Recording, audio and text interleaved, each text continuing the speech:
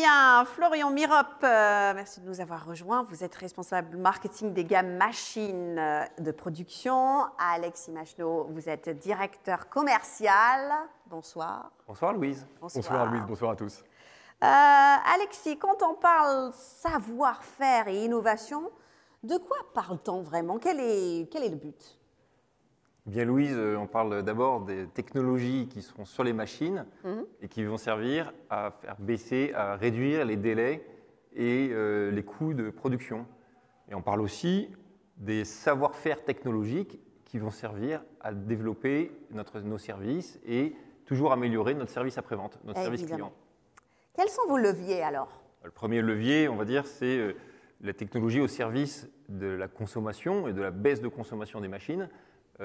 Caterpillar travaille sur ce sujet depuis maintenant longtemps, depuis des années. Et aujourd'hui, on arrive avec les machines les plus récentes à des baisses de consommation remarquables, notamment sur les gammes de machines de type Next-Gen ou XE. Alors, XE, ça met... XE, oui, on va demander à Florian de nous parler un peu de produits. D'accord. Alors, Florian va nous en XE, parler. pardon, c'était les transmissions. On parle de XE pour dire les transmissions à variation continue ou électrique. Mais effectivement, Florian va nous expliquer.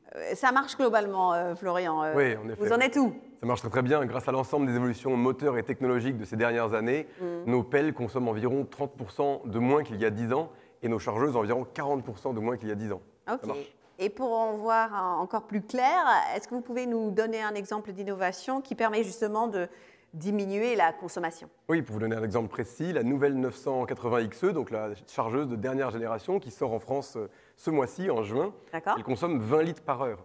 Le modèle précédent consommait 25 litres par heure. Donc c'est un gain colossal pour quelqu'un qui fait 1800 heures par an. Ça représente environ 9000 litres de carburant économisé. 9000 litres, exactement, c'est 9000 € d'économie pour le client. Et c'est aussi 23 tonnes de CO2 non émises pour l'environnement. Donc vous voyez, énormément d'avantages. Beaucoup d'avantages, je les vois. On est allé interroger l'un de vos clients, c'est Richard Désiré Lay de la SMBP. On l'écoute tout de suite. Donc, je m'appelle Richard Désiré Lay, je suis directeur technique de la société. Je m'occupe de tout ce qui est matériel, aussi bien de concassage, centrale à béton et un peu de matériel roulant. Donc, nous sommes sur le site de Praville.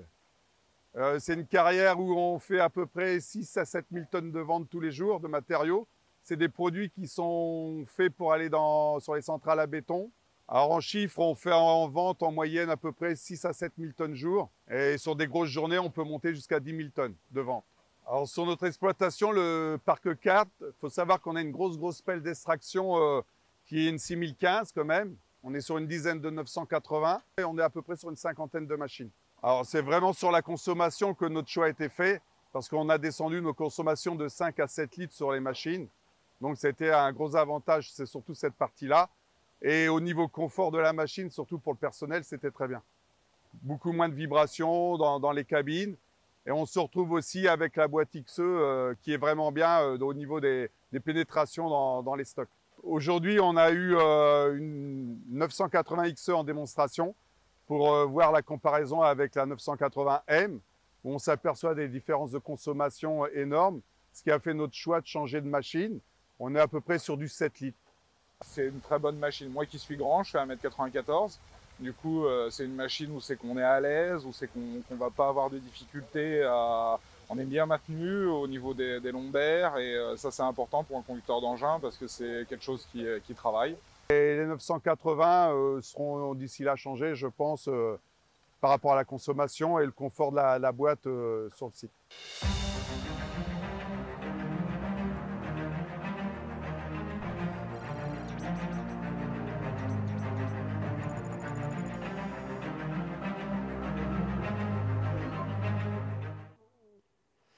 C'est vraiment très agréable, j'imagine, d'entendre ces mots de la part d'un client. Oui, très. Puis de notre côté, ce ne sont pas que des paroles. On est tellement sûr de nos produits que désormais, on propose un programme de consommation garantie.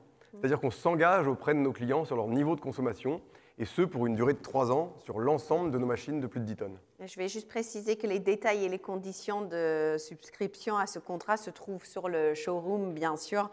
pour tous savoir sur cette offre. Évidemment, vous pouvez y aller, mais pas tout de suite parce que le show continue, évidemment. Alexis, au-delà de ces effets sur la consommation, que permettent les nouvelles technologies? Louise, on va retrouver effectivement des technologies plus orientées pour le confort, la sécurité de l'opérateur et la productivité de la machine. Un exemple? Eh bien, typiquement, sur les dernières générations de pelles, les pelles dites next-gen, on va trouver 3 types de fonctions qui sont en série sur ces pelles. La première, c'est la fonction eFence, qui permet de définir une enveloppe au-delà de laquelle la machine ne pourra pas évoluer. Et ceci pour des raisons de sécurité, pour éviter un obstacle de type une canalisation, un mur ou une ligne électrique, par exemple. Une autre fonction va être, par exemple, la fonction Grade Assist, qui permet à l'opérateur de ne pas creuser au-delà d'une forme définie. Et ceci, quel que soit le mouvement sur le joystick ou sur le manipulateur. Enfin, une troisième fonction est Payload Assist, qui permet de voir la charge dans un camion de matériaux et pour évidemment optimiser le chargement, mais aussi pour ne pas dépasser les autorisations de poids en charge.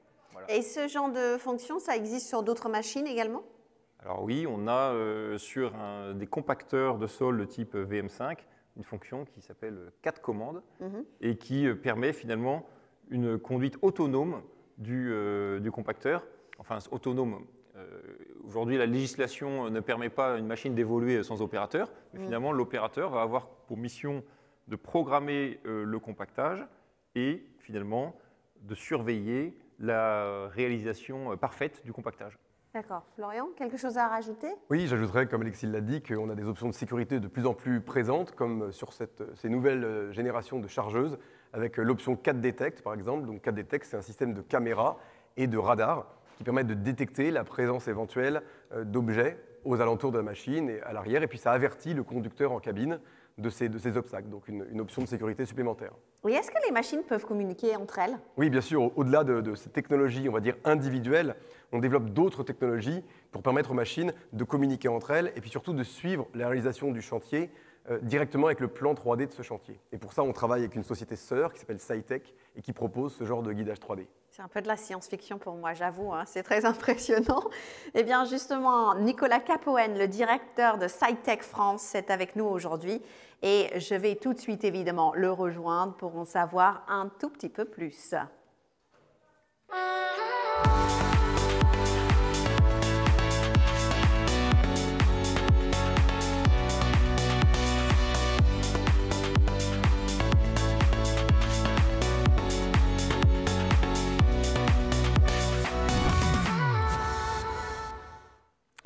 Et il est là, Nicolas nous a rejoint, ça va bien? Ça va, merci. Parfaitement, super. Pardon, merci. Alors, pour commencer, présentez-nous SciTech et donnez-nous le cadre de ce partenariat avec le groupe Bergera-Monnoyer.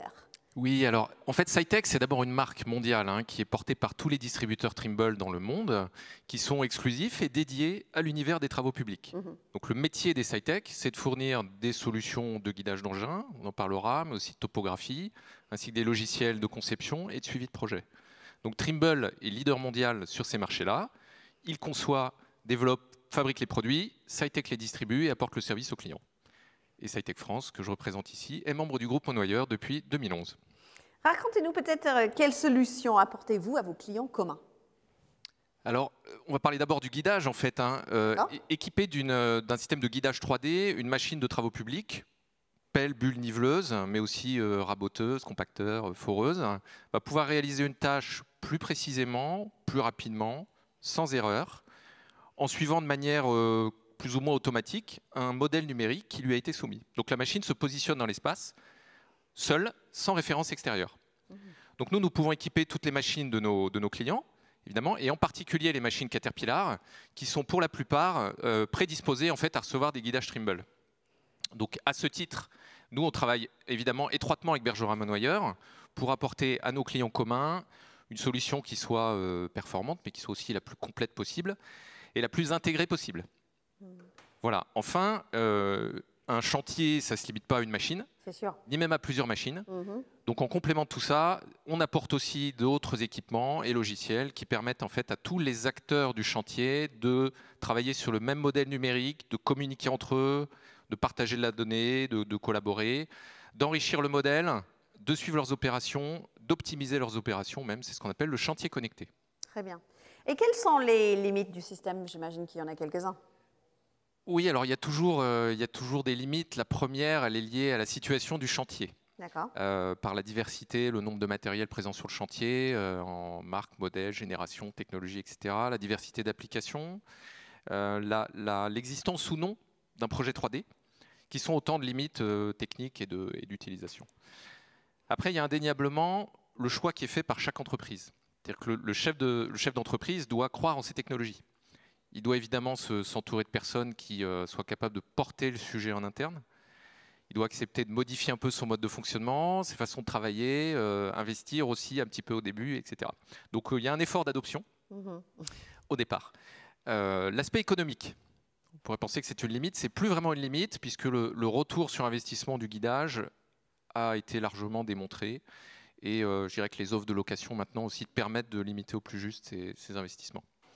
Voilà, donc en résumé, assez peu de limites. En revanche, beaucoup de nouvelles perspectives avec des fonctions nouvelles qui apparaissent, hein, comme le pesage embarqué, la connectivité évidemment, la réalité augmentée en cabine, l'automatisation hydraulique et demain, la machine autonome. Moi, j'ai envie de connaître votre argument de vente, de choc. Alors ça va être très simple, ça va vous parler. Accepteriez-vous, Louise, de remplacer votre smartphone par un téléphone à touche et puis votre PC par une machine à écrire? Non, je ne crois pas. Non. Alors même que vous pourriez continuer à téléphoner et à prendre des notes. Mais non. Voilà. Qui sont les fonctions de base. Eh bien, c'est la même chose. Non, plus sérieusement, ces technologies dont on parle là, elles répondent à un enjeu de productivité. On le sait, les besoins en construction sont croissants puisque la population augmente, alors même que les ressources disponibles, que ce soit la matière, l'énergie, le temps, le budget, l'espace aussi, la main-d'œuvre qualifiée, toutes ces ressources sont de plus en plus contraintes. Donc voilà notre réponse à cet enjeu de productivité, c'est la digitalisation. Eh bien, merci beaucoup Nicolas d'être venu sur le plateau. Merci Louise. Et d'avoir répondu à nos questions. Il est temps pour moi de rejoindre le plateau. Salut Nicolas. Merci, au revoir.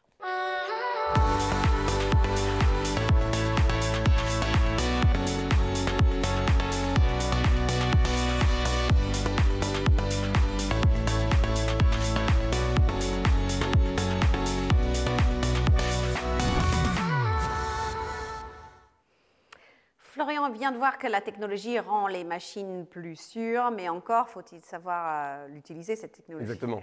Cette technologie, elle rend les machines plus simples et plus sûres, à condition d'avoir été formé au bon réglage et au bon paramétrage de toutes les assistances électroniques dont on parle. Comment ça se passe alors? Concrètement, pour chaque machine livrée, en fait, on propose ce qu'on appelle une école de conduite, c'est-à-dire qu'on accompagne la livraison d'une mini-formation à chaque livraison de machine pour former l'utilisateur à l'utilisation optimale de sa machine. Et si ça, ce n'est pas suffisant, notre client peut choisir de nous demander une formation complémentaire. Et puis, de manière anecdotique, on utilise aussi souvent des petits défis techniques pour donner envie aux jeunes de venir se former à nos métiers. Et justement, d'ailleurs, votre dernier défi technique a été remporté par un jeune Belge et un jeune Français qui sont ici, à Malaga, bien sûr. Ils ont appris à manipuler une pelle en 48 heures. Et on va les retrouver tout de suite. Et Florian, vous pouvez commenter, évidemment. Regardez. Et voilà. Et voilà, on voit les deux pelles à l'écran. C'est qui? Ça, c'est le gagnant du concours belge, qui s'appelle Michiel, et qui est aux commandes d'une pelle 320. Donc, c'est une pelle de 20 tonnes, une pelle ici utilisée en terrassement, puisqu'il réalise une tranchée. D'accord. Il faut savoir que ça, c'est pas du tout facile à faire hein, quand on débute. Donc, heureusement qu'il y a toutes ces aides à la conduite. Ça lui permet de faire une tranchée relativement convenable. Pour Michel, il a moins de 20 ans, hein, ce jeune homme. Donc, il a appris ça en quelques heures ici à Malaga. Magnifique. Avec nous. Et puis sur le fond de l'écran, là-haut, sur la butte, sur le talus, Baptiste. Ah, Baptiste. Alors Baptiste, c'est le gagnant du concours français. Et lui aussi, il est à Malaga depuis quelques heures avec nous. Et là, il réalise ce qu'on appelle un talus. Donc, bien sûr, aidé de pas mal d'assistance aussi en cabine. Mais enfin, c'est un geste assez technique. Il faut être difficile à faire aussi. Hein. Oui, difficile à réaliser. Mais enfin voilà, ça montre à quel point nos machines sont simples à utiliser, aidées de toutes ces assistances finalement. Bon. C'est ça qu'on a voulu illustrer en fait sur ça. Évidemment, je vois qu'ils s'amusent aussi, qu'ils oui, ont parfaitement dompté les machines. Hein. Est-ce que c'est vos démonstrateurs qui animent ces formations à la conduite? Exactement. En fait, on a une équipe de 7 démonstrateurs qui couvrent le territoire national pour aller démontrer les capacités de ces machines, à la fois en productivité, mais aussi leur excellent niveau de consommation. Et c'est cette même équipe qui réalise les écoles de conduite dont je vous ai parlé juste avant, afin qu'ils utilisent, en fait, afin que le conducteur utilise le mieux sa machine Caterpillar et tous ses systèmes. D'accord. Une surprise, le démonstrateur qui a formé ces 2 jeunes est ici aujourd'hui à Malaga. On va le retrouver tout de suite. Et je crois qu'il y a Mascate qui est avec lui, non? C'est ça? Ah bah oui, il est là, Mascate. Il est toujours là. Là où il faut, en tout cas. Il est là où il faut, parce que là, on va demander à notre démonstrateur de tenter un défi aux commandes de cette pelle émage, donc une pelle industrielle, d'essayer de mettre un panier de basket. Dites-moi, vous êtes un peu fou quand même, non? Parce que ouais, ça doit être d'ailleurs, super ça ne marche compliqué. pas. D'ailleurs, ça ne fonctionne pas. Christophe doit être déçu. Il va réessayer parce que le but, c'est quand même d'en mettre un. On lui donne combien de chances, en fait? On lui donne plusieurs chances, parce que j'aimerais bien qu'il en mette un. C'est vrai que ce soir. Okay. C'est un vrai ballon de basket, je n'ai pas précisé, c'est un vrai diamètre de ballon de basket, un 24 cm. Ah oui, et c'est un vrai là, panier, oui. C'est super. Eh bien, extraordinaire. Ouais. Super. Alors, Mascate, il est content aussi, évidemment. Moi, je connais Christophe, ça ne va pas lui suffire, un seul. Ah bon? Non, il va vouloir en mettre un autre, c'est sûr. C'est juste pour vérifier que ce n'était pas un coup de chance, en fait. Exactement. Et il va le refaire. Il va essayer, réessayer. Il va jeter. On va voir. Ah, mais j'ai tellement envie qu'il y arrive. Non. À côté. On le laisse une dernière chance ou pas? Il est déçu, Christophe. Ouais, c'est le stress du direct, je pense. Enfin oui, c'est vrai que c'est un peu stressant. Au bout de cette pelle, un grappin Caterpillar, j'en profite, un GSV 520. Dernière tentative, parce qu'après, sinon, on y est jusqu'à très tard. Jusqu'à demain. Allez. Dernière tentative, Christophe. On est avec Christophe. Christophe. Allez. Oui, ça c'est direct. Et ça, c'est énorme. C'est quelqu'un qui travaille bien sous la pression, Christophe. Exactement. Donc vos machines servent à jouer au basket aussi. Non, ce qu'on a voulu illustrer ici avec Christophe, c'est l'extrême maniabilité de nos pelles, mais on n'a pas vocation à aller en NBA. Non. Donc la France a un incroyable talent, là, Christophe, il faut le présenter. Pourquoi pas? Pourquoi pas? Ça pourrait gagner.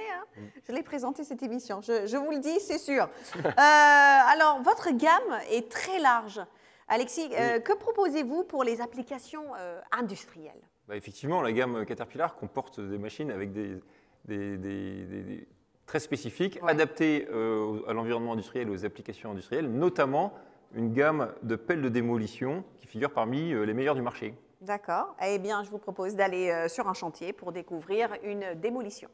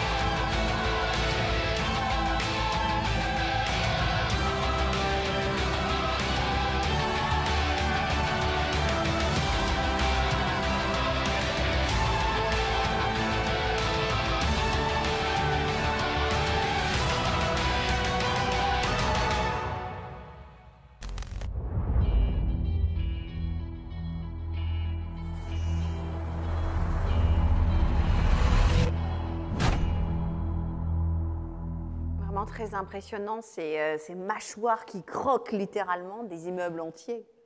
En effet, Louise, effectivement, ça s'appelle un multiprocesseur. D'accord. C'est un outil hydraulique de la gamme Caterpillar. Il existe évidemment beaucoup d'autres outils hydrauliques comme des marteaux hydrauliques, des multiprocesseurs comme on a vu, des pinces de tri, etc. Ce sont des équipements qui sont fabriqués et conçus par Caterpillar pour avoir une productivité optimale dans beaucoup de secteurs industriels. Bien sûr. Et il y a une cinquantaine, c'est un outil, ce multiprocesseur, parmi une cinquantaine d'outils hydrauliques de la gamme Caterpillar pour l'industrie. Parlons des applications industrielles maintenant. Alors, les applications industrielles sont aussi variées que, on l'a vu, la démolition, mais aussi le traitement des déchets. Et puis on va aussi avoir des applications industrielles de type portuaire ou de l'industrie du bois, mais aussi les applications rail-route, etc. OK. Question, je ne sais pas, question qui fâche peut-être, mais qu'est-ce qui se passe quand ces machines tombent en panne? Alors effectivement, ces machines peuvent tomber en panne, mais notre service après-vente est effectivement rompu pour avoir des organisations qui sont très adaptées à ces applications spécifiques en termes de délai de réaction, en termes d'astreinte, etc. Mais aussi et surtout, on développe des savoir-faire technologiques qui permettent d'améliorer sans cesse la qualité de notre service client. Et justement, Manuel Bachelet, directeur des services après-vente, nous a rejoint. Ça va, Manuel? Bonjour, ça va bien, Louise? Est-ce que vous travaillez beaucoup? Moi, de moins en moins. Ah, c'est bien. Ouais. Les machines ont beaucoup gagné en fiabilité. Caterpillar ne cesse d'améliorer la qualité. Mais bon, de temps en temps... la panne est possible. Ça peut arriver. Et quand c'est comme ça, nos clients, en fait, ça peut engendrer des coûts sur des chantiers arrêtés, des gros coûts. Et en fait, ils nous demandent d'intervenir rapidement. Idéalement dans la journée. Hein. Ouais. Ouais, avec la bonne pièce. Alors, c'est faisable, ça, ou pas? Alors, c'est faisable. Et pour faire encore mieux, en fait, on va s'appuyer sur des nouvelles technologies qui sont à notre disposition aujourd'hui pour aller encore plus vite. Est-ce que vous avez des exemples à me donner? Alors, certains se souviennent en fait des lunettes connectées qu'on avait mis à disposition de nos techniciens. Eh ben, on va vous présenter aujourd'hui en exclusivité ce que va être le service de demain, le dépannage de demain, c'est maintenant. Ok. Sachons que le meilleur dépannage, c'est quand même quand c'est celui qu'on ne fait pas. Voilà, c'est ça. Voilà. Je voulais être claire. La gestion du service de demain, ou plutôt d'aujourd'hui, chez Bergerac Monnoyeur, ça donne ça. On va regarder.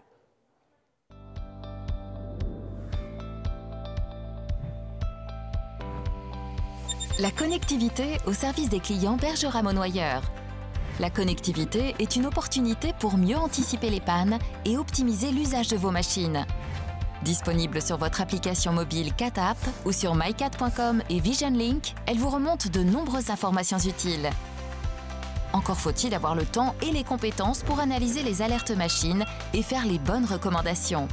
Afin de mieux vous accompagner, Bergerac Monnoyeur inclut dans ses contrats de service partner un suivi de vos machines. Une équipe de conseillers techniques analyse la performance de vos machines.